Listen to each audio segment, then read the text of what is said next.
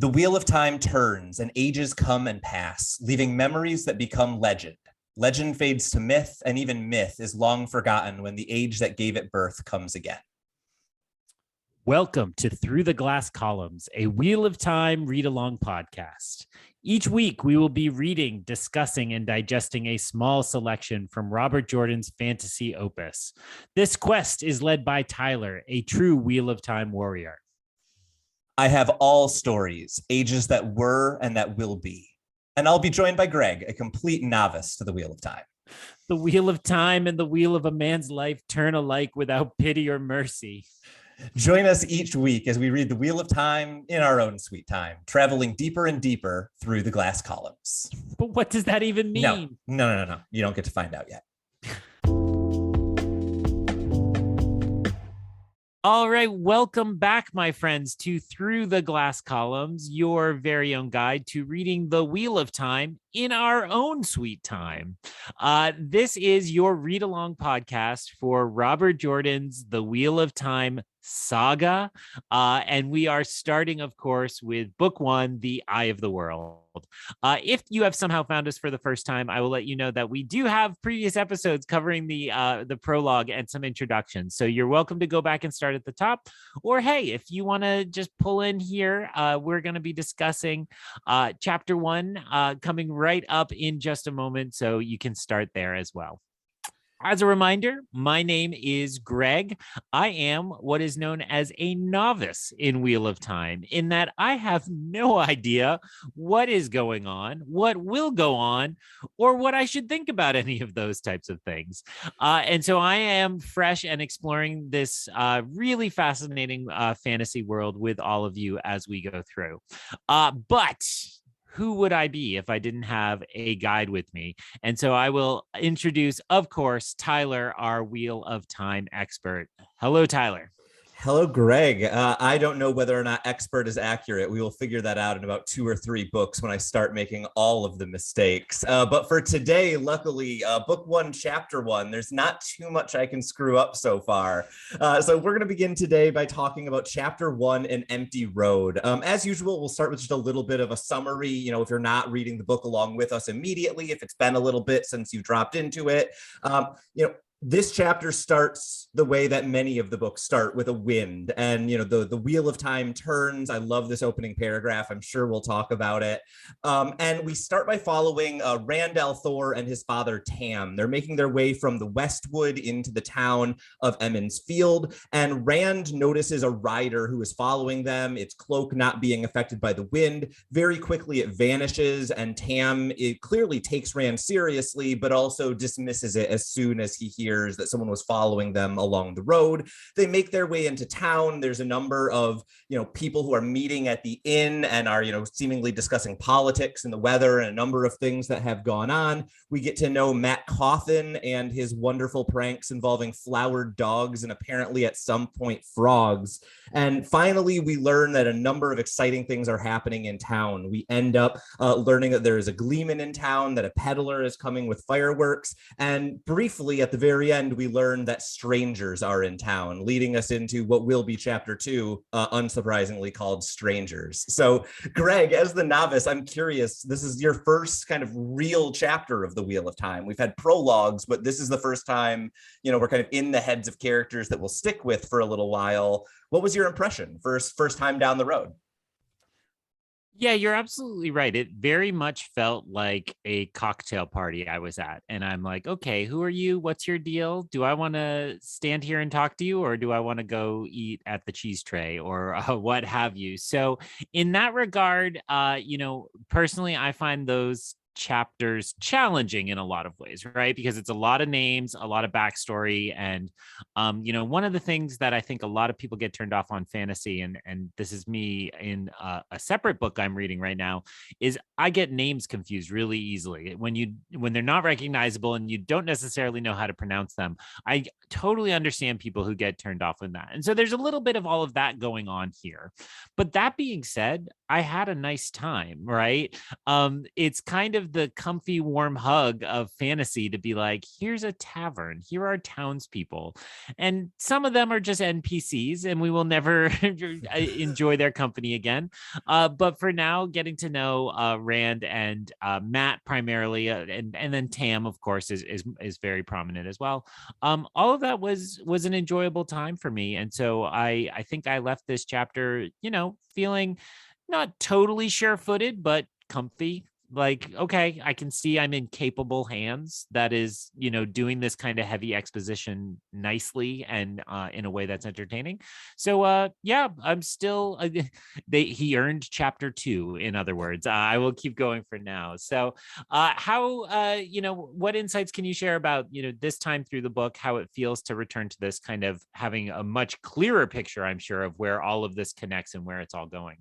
Yeah, I mean, there were a few things that I noticed on this read that I'm sure we'll talk about a little bit later. Just like quick character notes that I hadn't really picked up on that you eventually see kind of play out significantly further down the road. And, I don't want to talk about what the implications of those will be, but there's a lot of, I think Robert Jordan, actually, this reminds me of something that Mike Schur talked about on the podcast for The Good Place, when he was talking about how like there are, kind of a bunch of different ways that storytellers can focus when they tell stories. And he mentioned like character is something that television is often really interested in, doing really deep dives into what motivates someone or what caused them to be what they are. And there's also world building, which Robert Jordan obviously does so well. And then there's plot, right? And Mike Schur was like, the trick on The Good Place was to just put the pedal to the floor with regard to plot and figure all the rest of it out kind of as they went. And I feel like Robert Jordan in this chapter pulls the exact opposite trick. Like he tells you like there's a guy in a cloak and zero other plot happens,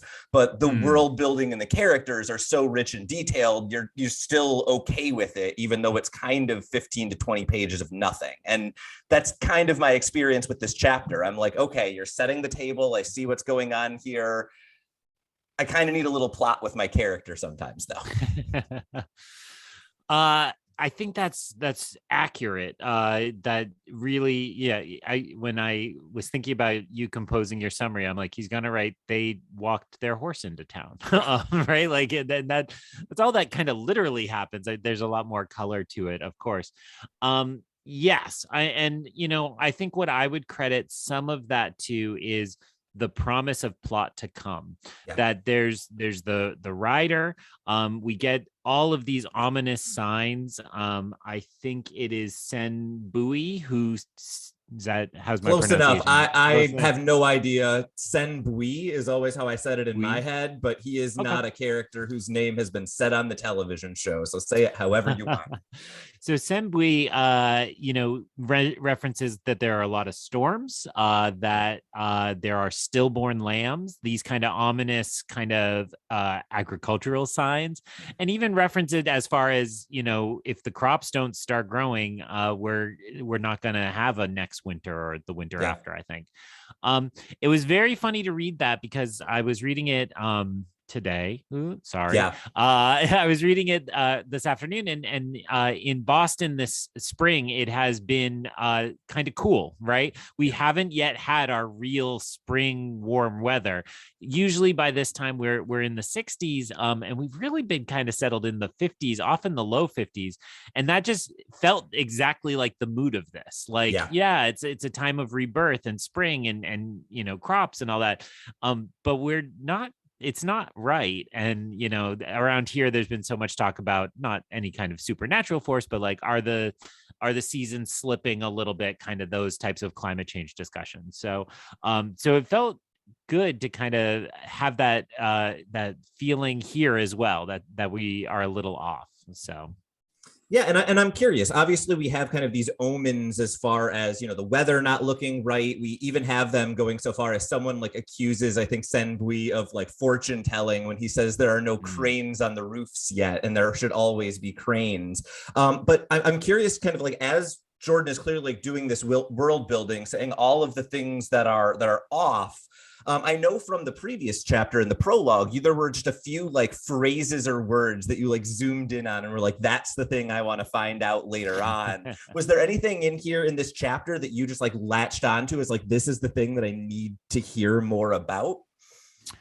A lot of it that fell into that category for me would be things that had already come up or that resonated with what was in the prologues. Yeah. So I just referenced the stillborn lambs, which again was kind of a throwaway thing, but I know from that first prologue that these people love their sheep, and there are a lot of sheep references here as well. And again, if we're thinking of this as like this beautiful pastoral village where their land is, and they're kind of living this quiet life. So that would be one that immediately jumped out. I will reference a different Mike Schur show and say that when they referenced the youngsters rolling hoops, my mind went to Patton Oswalt rolling a hoop with a stick in Parks and Recreation, and I believe he shouts "huzzah" as he passes through frame. And so I just, that was one of those moments sitting alone on my porch. I just chuckled because I had that image in my mind. But kind of more to your question, the moment that really stood out to me, and it works out well as a transition into some key moments because it is an early one. I was really curious about when Tam gives Rand what is apparently well-worn advice, and he speaks of the flame and the void. And he says all the fear, all the hate, all the anger, which again, my mind goes the dark side, Star Wars, yay. He said, feed it all into a single flame and become one with the void. So he shorthands this in their conversation to feed this or remember the flame and the void. And that was really weird because, I immediately went to like, men, we shut down our emotions, but it's actually not that, because it's not bottle up your emotions, it's burn them. And that's a really interesting metaphor for how you deal with the dark emotions you have, right? Because that is both to destroy them, but also to like inflame them, literally, I guess, and kind of revel in them. But then the follow-up being, once you're emptied, just embrace that void. That's dark, right? Like, I can't tell my son that. I mean, the age is not equivalent, but hey, son, just embrace the void next time you're feeling bad. So yes, I'm gonna offer that as my kind of most intriguing moment that stood out to me, I think. Yeah, and I think The Flame in the Void is a really cool example of something that Robert Jordan does a really good job of in this series, which is that the world that we live in, the only thing that we know about it at this point, right, is that like it's the Third Age. They are in Emmons Field, and at some point there was a dragon and the breaking of the world. And one of the things that I think Robert Jordan does a really good job of to kind of show what the breaking of the world does is all of the like traditions and sayings and philosophies in this world, a lot of them feel like amalgamations of different things from our world kind of piecemeal put together. And I feel like The Flame in the Void to me reminds me of that. It feels a little bit like Eastern religion. It feels a little bit like Buddhist and meditation strategies, but it also, like you're saying, has this very like potentially like very masculinist, like burn your feelings, have nothing on the inside, be empty kind of interpretation. And I think that's something that Jordan kind of plays around with a lot, is the idea of like taking an idea from one philosophy in our world and combining it with another idea of something from our world and then twisting it just enough that it feels like a broken fantasy land instead of any of the real world kind of pieces that end up getting put together into that. And that's kind of how I think of The Flame in the Void, right? Is it's like a philosophical mishmash that gets the point across, but is somehow feels a little corrupted from how we would think of as like the ideal way of thinking through that concept. Well, and that comment makes me remember, I don't think we actually talked about it when we got to the maps because we were a little long. But it was very interesting to me that the map dropped in just a pure yin yang, right? Like obviously light and dark had been the balance of this. The other day I took a break from work. We have a supermarket that's like a 15-minute walk from campus. So I took a walk and I bought a giant package of black and white cookies. And I texted Tyler. I said, I'm doing show prep because I'm eating black and white cookies. Because coming out of those openings, that's really, it was like, it's all about the light and the dark, the black and the white. And then seeing the yin yang just dropped in purely was an odd kind of bit of that. I am assuming we shouldn't attribute that exactly to Robert Jordan, that he wouldn't necessarily have done the maps or anything like that. But so, it is just actually, I do actually just want to jump in for a second. Yeah. It is worth noting that symbol that you're identifying as the yin yang is actually slightly different from a yin yang symbol, because the yin yang it's the same two white and black shapes. But in a yin yang symbol, there is a white dot in the middle of the black shape and a black dot in the middle of the white shape. That is absent from the Robert Jordan version of the image. So once again, it's actually something that has a very clear corollary in our world, but feels just a little off or a little bit different in the way that it's presented in the book because of that, like the breaking of the world remade everything in kind of a weird mixed up way. I'm flipping around in my book to make sure I'm confirming this. I mean, I trust you, but just so I could say, indeed, you're absolutely correct, of course. Well, and then flipping, I am also seeing some of these chapters with these ravens, and at least in my book, the art is reminiscent of a yin yang with the circle, right? With the light and the dark. So what you're saying is it's not a yin yang, it's a black and white cookie, and I was correct all along. That's absolutely correct. So the only other thing I'll say about the Flame in the Void is Rand closes that by saying nobody else talked that way.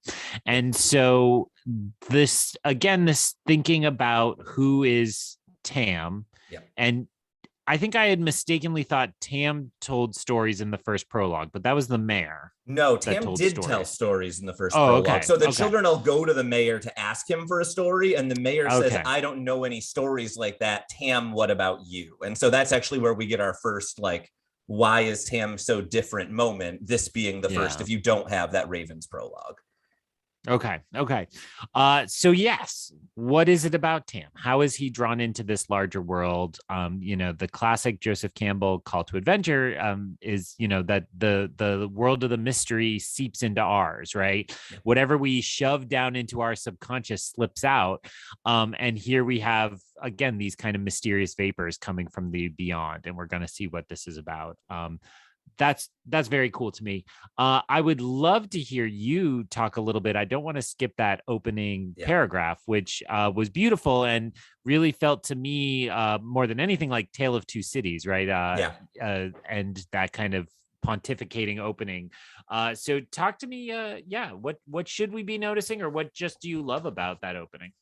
Well, first off, I find it brilliant and iconic, right? It's a really concise piece of world building that tells you a little bit about like what is the fundamental like nature or philosophy of the world we're about to get into in 3 sentences or so, right? We learn in this opening paragraph there is a wheel of time. Actually, I'm going to interrupt you because if this were class, I would definitely make some bored undergraduate read it because we're read along. So presumably our audience has read it, but let me just take a pass at it as the novice, which will probably butcher some sentences. And then I think you should pick it apart, but let's put it fresh in everybody's mind. The wheel of time turns and ages come and pass, leaving memories that become legend. Legend fades to myth, and even myth is long forgotten when the age that gave it birth comes again. In one age called the third age by some, an age yet to come, an age long past, a wind rose in the mountains of mist. The wind was not the beginning. There are neither beginnings nor endings to the turning of the wheel of time, but it was a beginning. Oh, hold the applause. You put the applause in post, and then I'll shush the applause. Okay. So hit us again. Okay. So beautiful. Absolutely. Tell me why it's iconic though.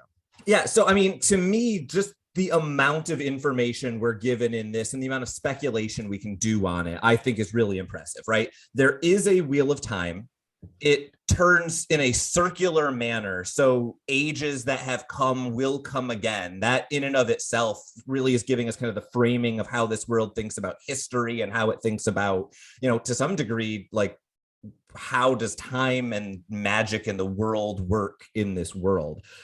We learn that the passing of this time is on a massive scale, that we're not just hearing stories that happen once every 100 years or once every 1,000 years. There's time for legends to become myth, and even that gets forgotten. And then to me, the most interesting little piece of world building here, it's called the Third Age. That's just useful for us contextualizing things, especially because we've had quotations that are cited as being from the Fourth Age in the prologue. So that gives us a little something interesting to pick apart there. But then to me, the fascinating thing that this puts in your head is it refers to this as an age yet to come, an age long past. And I think you can very reasonably interpret that as Robert Jordan telling you this story is in our world, either thousands of years to come and or thousands of years behind. And that ability to say it is the same place just a long time from now and a long time ago is how Robert Jordan, I think, is able to play so neatly with it's the yin yang, but it's not quite the yin yang because it's been X number of years and who knows how long that is. I think my favorite moment is what you referenced. Legend fades to myth, and even myth is long forgotten. There is a way in which, just the world as it is makes us feel like everything we come up with is eternal, right? And it will always. And to set this so clearly in a world that is going to forget is important. And I think that, to me, links up with what you're saying about, that's how it can come around again, right? Whatever odd old cliches you want to throw at it, but the idea that because we've forgotten, it's going to come back around again, and it'll happen again. I mean, that certainly feels like Robert Jordan's version of long ago in a galaxy far, far away. And it also feels to me, I never associated the prologue with Lord of the Rings, the book, but Lord of the Rings, the film, has this phenomenal prologue where you're just like, oh, here's 2,000 years of history, like get back to it. And it is that kind of deep time that gives you a sense of scale and a part of this. I don't think I didn't bump on this as like, here are clues. This is more like atmosphere. This is more mood, setting some vibes at the beginning of the story. And I will say, I am just a very analytical person. When you say vibes and I say clues, I think we mean exactly the same thing. I'm just always solving books. I had one more thing I wanted to mention about this chapter before we jump over to chapter 2. I don't know if you had anything else you wanted to bring up. I have so many notes still to go, so get ready. But no, what's yours? Well, I actually had something at the end of the chapter, so why don't we go through a couple of other things you wanted to chat about? Sure. So I'll continue the theme of Lord of the Rings vibes and just say this felt to me the portion where the hobbits are approaching Bree. It's very, very reminiscent of that, which was interesting because when we were talking about the prologue as the Shire, you were like, let's skip the Shire. It's like, oh, he skipped the Shire. He's approaching Bree to get going as a part of that. And we did already talk about ominous signs. So one of the things I loved about this is the unfurling of the map. And maybe this is the RPG player in me, that I was interested to see this kind of slowly unfurling. So let me see if I have it correct, and then you correct whatever is not correct. I honestly didn't find the map at the beginning of this chapter that helpful. Maybe it was partially the placement of it. I'm like, I don't know what I'm looking at yet. Okay. So we are in the region of the two rivers. This is the kind of whole area is that region. And this is, of course, where we were in the first prologue in Ravens. And then within that, the primary village is Emond's Field, which is, again, where the festival was happening in the prologue. And obviously, a lot of these characters were all there as a part of it. What struck me then is that is just one of multiple villages mentioned. There is also something Hill, Dune Hill, something Hill. And then the other one is something Fairy. right? So Yes, so there is Devon Ride, Watch Hill, and Taryn Watch Hill. Ferry. Yeah. Okay, so 3 other villages that are all in the area. Now, Tam and his father, Rand and his father, Tam. Rand Yeah. and his father, Tam, they are from the Westwood, which is just a like forest away from the village, right? Exactly. But they're remote enough that they don't come into town all the time. And there was a lot made of the fact like, oh, like he's finally back. We can talk to him again and we can see what he's seen. So he's also far enough out that he's experiencing more of these ominous signs and has more information to give to the town. And it isn't just like they pop into town all the time. And this farm they have is kind of a hot property. It's big, and all the ladies want to come be the mistress on the farm. It sounds like primarily being set up by married women to go marry them. So and so is that roughly the lay of land? What corrections or what am I not remembering that is important? No, that's more or less accurate. I mean, I would kind of think of the Westwood in the same way that I would think of like Worcester, Mass, and Boston. Like it's just far enough out that you can come to the city whenever you want to, but you're not going to be in once a week. It's a haul, right? And so Okay. that's I think that's the way to think of the Westwood. Is it's clearly a part of Emmons Field in the same way that suburbs are a part of any major city, but it's far enough out that you're not going to be interacting with like downtown city folks on a day-to-day or even a week-to-week basis. And, I think you're exactly right. And I loved there's a line in there when Tam is, when Rand is thinking about Tam being set up by all of these women, where it's something like, there are people who have farms in the Westwood. It's kind of only the crazy people, but these women want to marry Tam anyways, right? That's not exactly the way it's phrased, but it's like, it's such a good farm. He's such a good guy. He clearly loved his wife. Like they have the nicest place in the worst part of town. Okay. And yeah, I mean, he seems respected, and because he's a widower, then yeah, let's get him back on the market, right? Exactly. Okay, and then I just want to pass through. It doesn't need to be a long conversation. The wisdom is a woman named Nynaeve, which Nynaeve is the worst pronunciation of that name, but it's the one Robert Jordan went with. Okay, so Nynaeve, and is a. I'm understanding wisdom is a position chosen by the women's circle, Correct. me. And so they choose whoever they want to be a wisdom. Yep. The men folk seem really weirded out by this particular choice, and that she is too young for this position. And then there's also hints that she's got a bit of a temper, right? Yeah. So has been known to thump people with her stick. I think, again, just the right balance for me, that you gave me enough that I can map out. Oh, okay, there's the town group, the town village council, the village council, and the women's circle. They are separate. They are not equal. And it does seem like the matriarchy holds a little bit more of the power. A lot of the men are afraid of the women in these sections, but at the same time, they I don't know. It seems like the men do still hold the political power, right? And that's accurate. And I think it kind of sums up the way Robert Jordan is going to be thinking about gender politics, right? It's a very like 90s, it's still very essentialized. It's still men have men's roles and women have women's roles. It's not as progressive as I think now in the 2020s, where like we'd love to be in some ways. But at the same time, Robert Jordan very clearly has things that he wants to say about gender dynamics. And I think you're identifying exactly how he does that, right? He takes dynamics that we know exist in the real world, and he changes the emphasis or changes the placement of power a little bit. You're exactly right to identify very early on. It seems like the women's circle gets involved with village council business, but the village council is afraid to get involved with women's circle business.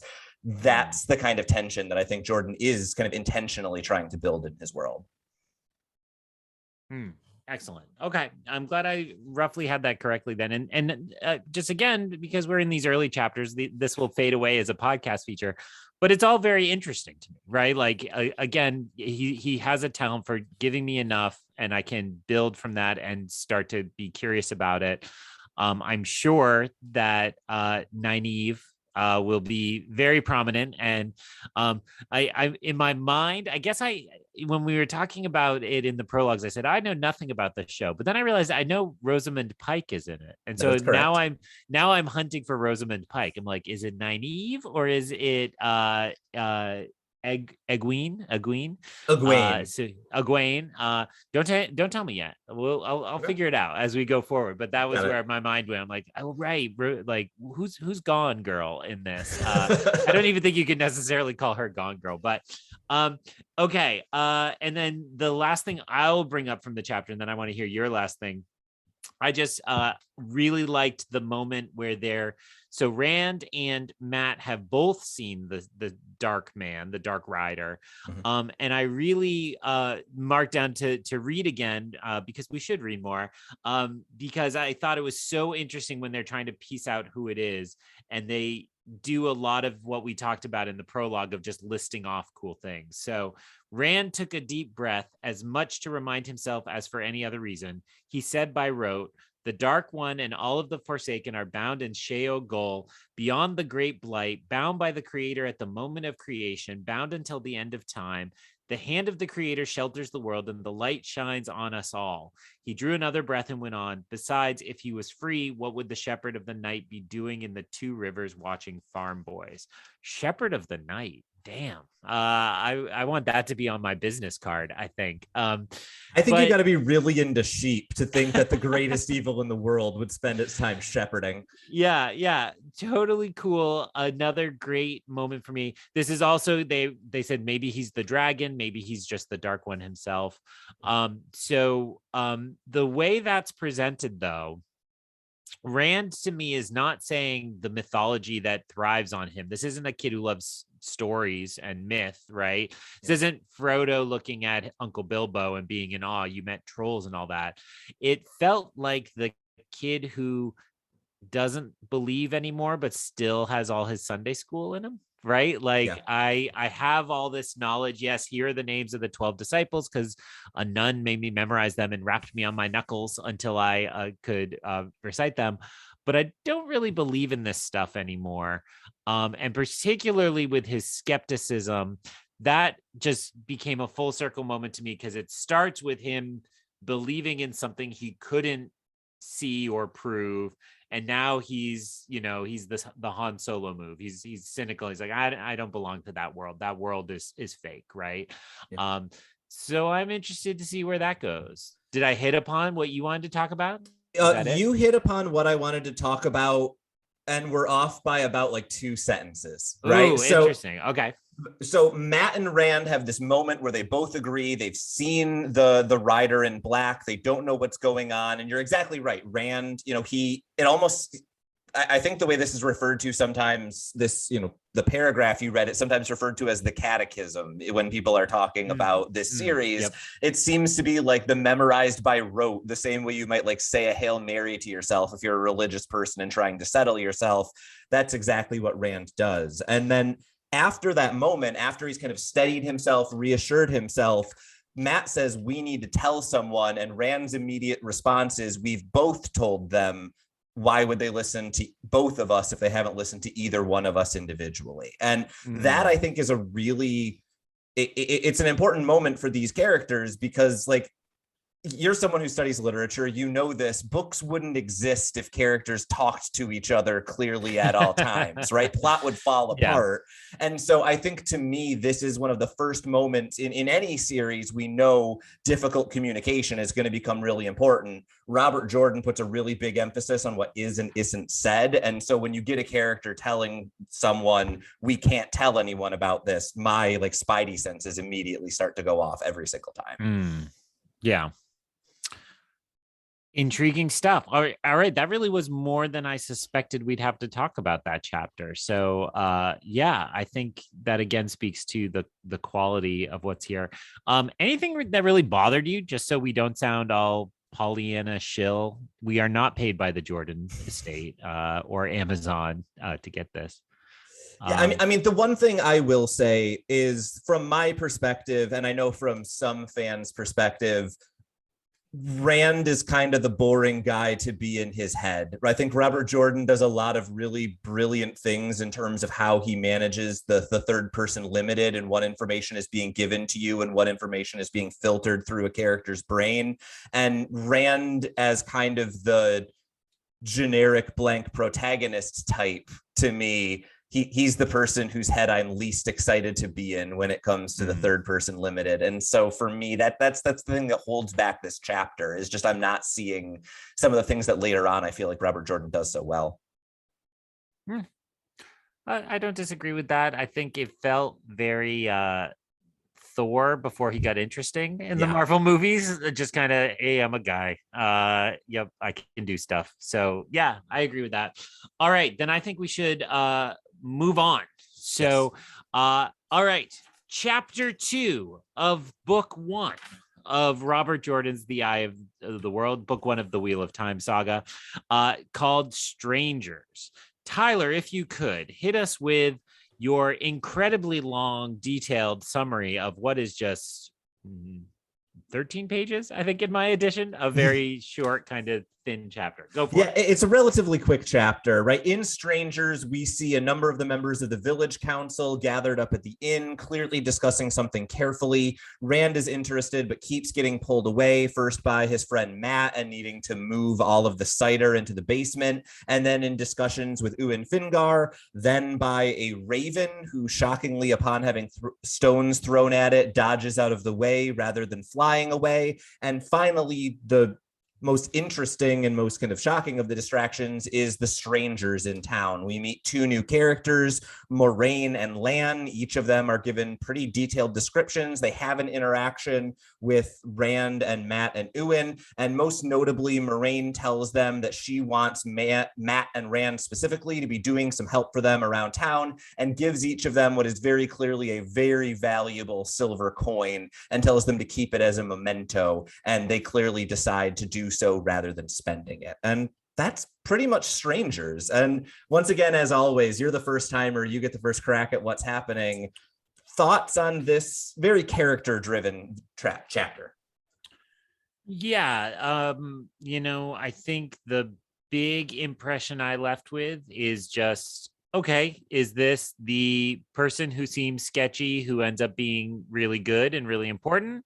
Or is this the person who feels good, feels kindly, who's actually up to no good and nefarious? And I think that I could read this chapter either way means it's kind of only what you have with you, right? Like, what do you take in when you deal with strangers? So my initial impression, I feel like these 2 are a force for good. There's a lot of emphasis on them being beautiful and of the light, or seemingly of the light. And so that makes me think I'm wrong, because I think it'll be a switch and it'll be somebody who, turns into a crone or something. But I found it engaging, and the particular moment of the coins is what I'm most interested here. So those, again, pretty thin, pretty short. The food sounded awesome. Some crusty bread, some honey cakes. Got to find my Wheel of Time cookbook, which I'm sure somebody has made. I'm sure it exists. Yeah. What were your initial impressions? Yeah, I mean, I think this is a fun chapter, right?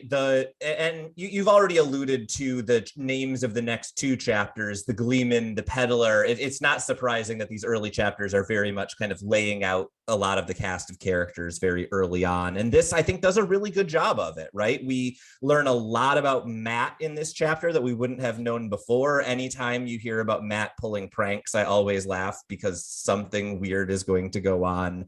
And then we also just get what I think are 2 really great quick character descriptions that work really well. We hear a lot about Moraine and how she's perceived and how she makes people feel awkward, even though, she's just standing there being herself. And then I loved, there was just a line where it talked about the only way to describe Lan moving was like a wolf. And that just like jumped out to me as like, oh, that I can see that. It's that to me is what this chapter does, is I walk away from it feeling like I know pretty well 2 characters who were unknown to me at the beginning of it. Yeah, and again, to continue my Lord of the Rings comparison, they felt like elves, right? Because they were more beautiful, and in early portions of Lord of the Rings, there are elves traveling to the Grey Havens. Yeah, that sounds right.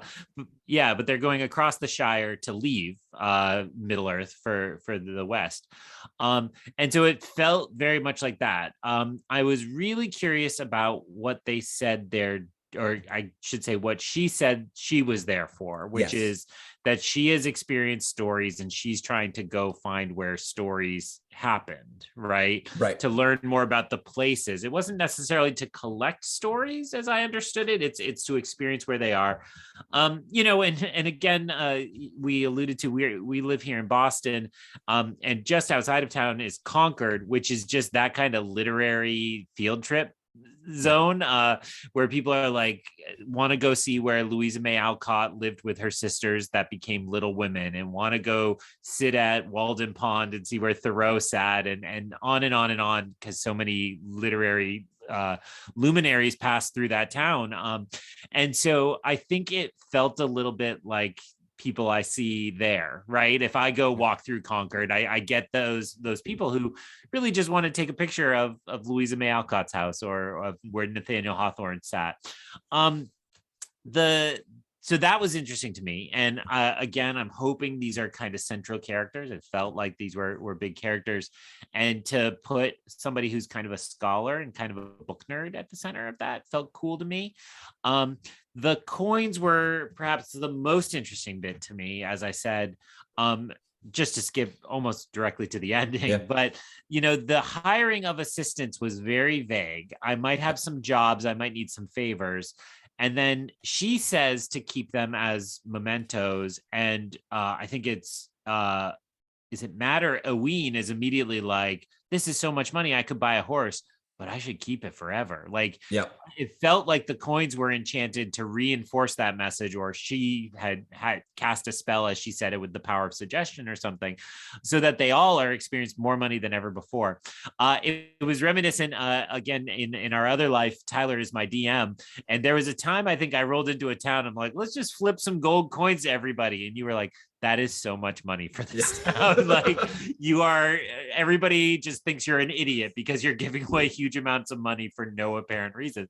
And so it felt a little like that, like it was meant to wow and flash, how important she is, but that it also felt just like a little bit sinister.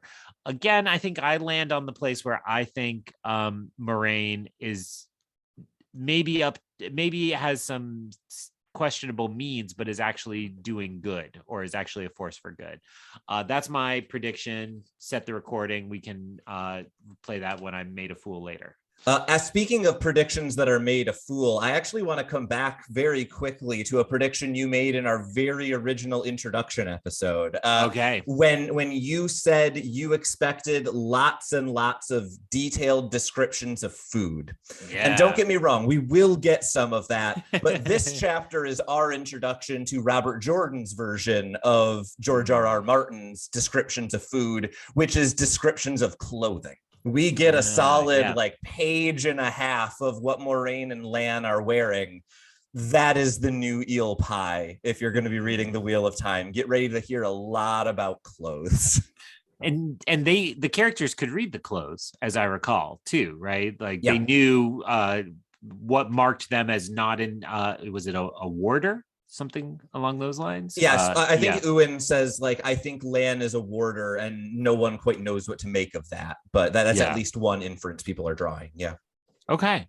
That's cool. That's interesting to me as well. And I will say personally, Lan didn't stand out. Didn't stand out as much to me as Moraine did.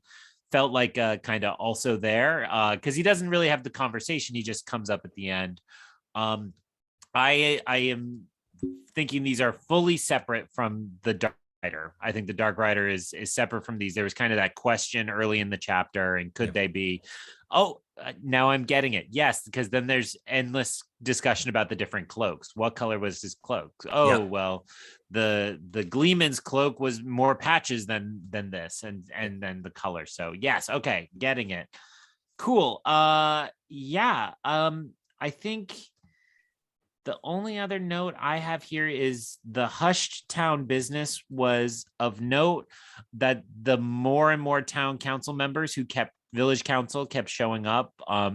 It's funny because I have no reason to think they're malevolent, but it reminded me of, during Jim Crow South, there were always a village council Yep. that said they were out for the good protection of all citizens, but actually were deeply racist and problematic. So I think I had some skepticism towards the village council that was probably just my own baggage coming into it.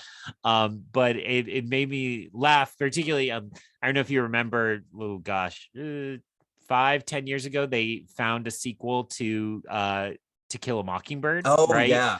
And one of the things that had happened is everybody's beloved good white guy, Atticus Finch, was one of these highly problematic town council members that, again, did incredibly racist things in the name of protecting the town, which Right. was the justification.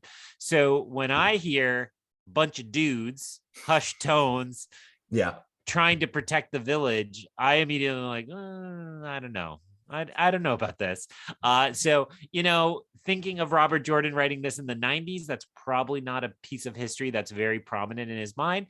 But where you've promised me he's playing with gender roles and rethinking them a bit, it's not impossible. Something good could be coming of this. And you actually picked out exactly what I wanted to talk about, which is the fact that I feel like Robert Jordan, like I was saying before, what he does really well is he puts you in characters' heads. And going back and reading this now, I had never noticed how interested Rand is in the politics. It would be very easy for Robert Jordan to have described there are like 8 dudes with their heads in the corner over there just talking about something, but Rand is constantly thinking, what can I do to get in on this? Should I stay and listen? He's, I think Matt at one point like kicks him to get him away from the meeting because he refused to walk away on his own. That's, earlier I had mentioned something I had never seen before in the reread, Rand's interest in the politics that, you picked up on. I had never noticed before. It's interesting that it's not just there, it's there, and Rand seems to really be paying attention to it. And that fits with something that we see also where the mayor is talking to Rand and Tam and says, Rand, you'll probably be on the village council after Tam. It's very clear Tam has been preparing him for that. He's thinking through village politics, and he's the one who keeps asking, like when Moraine shows up, he's the one who asks, why are you here? All the other kids just take it as take it for granted that she showed up. And then the question is, what are you going to do here? Rand's the only one kind of digging into that, motivation. And, that stuck out to me. I had never thought of Rand as an especially like political or thoughtful figure before. He is kind of like bland white guy character. And it's interesting that someone who I think we're kind of given to infer that Rand is like 17 or 18-ish in these chapters. Seems right. It's an uncommon thing for someone of that age to be really into village politics. All right, bear me out on this one. Complicated politics we don't entirely understand. Kind of generic white guy. Ominous, some kind of menace, some kind of phantom menace. It's all the Phantom Menace. Yeah, we're there. We solved it. I'm doing the blackjack dealer, holding up my hands. I'm done. We've solved the eye of the world. Okay. I mean, yeah. And again, talking through these with you has helped me appreciate them a little bit more, has helped me think through there's a little more going on here. But I'm still going to say I'm walking away from these last 2 chapters, again, just kind of feeling the cozy tavern, right? Yeah. Bars suck now. I want a cozy tavern. I want a fireplace the size they're talking about. I want some honey cakes, and I want hushed tones around the room. So some golden ale or brandy, as they say. So it was great to spend a little time in there. My assumption is that we're going to be spending more time there. Tell me about it. Yeah, it turns out that when your series of books is 15 books long, you can spend a while in one place and it's still considered the beginning of book 1. So strap in a little bit if you're already tired of the 2 rivers. Awesome. Okay. Anything else? I'm feeling satisfied. Yeah, I think the only other note that I had is at the very end of the chapter. I think the final sentence of the chapter is it was going to be the best Beltane ever. And since we are people who understand how dramatic irony works, I think we just need to acknowledge the Ron Howard narrator voice that would come in afterwards and be like, it was not the best Beltane ever.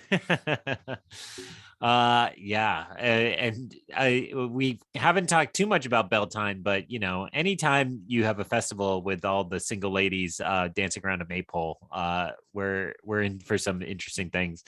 I actually this is so not important, but I used to live across the street from a house where a coven met regularly, and they always did a maypole in the spring, and I would just be sitting in my living room probably reading some boring fantasy book, and I would just hear like ominous singing and then look out and there were just, you know, witches, not using that in anything other than literal, singing and chanting and wrapping ribbons around a maypole, which is a very interesting thing. And then you enlightened me to Midsummer, which just changed everything even further. So yeah, let's go to Beltide and see if we get a little Midsummer in our story here. Just emotionally devastating. That's Yeah. what we're going for in the next couple chapters. That sounds about right. Excellent. Well, I think this wraps up everything that we had to say about chapters 1 and 2. And I'm really excited to get a chance to, you know, meet a few new characters. As we said, I think the next time we're going to be meeting, we'll be covering a couple of chapters. The first one is we'll be talking about the peddler, and then second we'll be talking about the gleeman. So lots of new characters to meet, lots of new exciting adventures in the two rivers, and we look forward to having you again through the glass columns. So ends another episode of Through the Glass Columns. We thank you for joining us and continuing with us on our quest to cover all of the Wheel of Time in our own sweet time.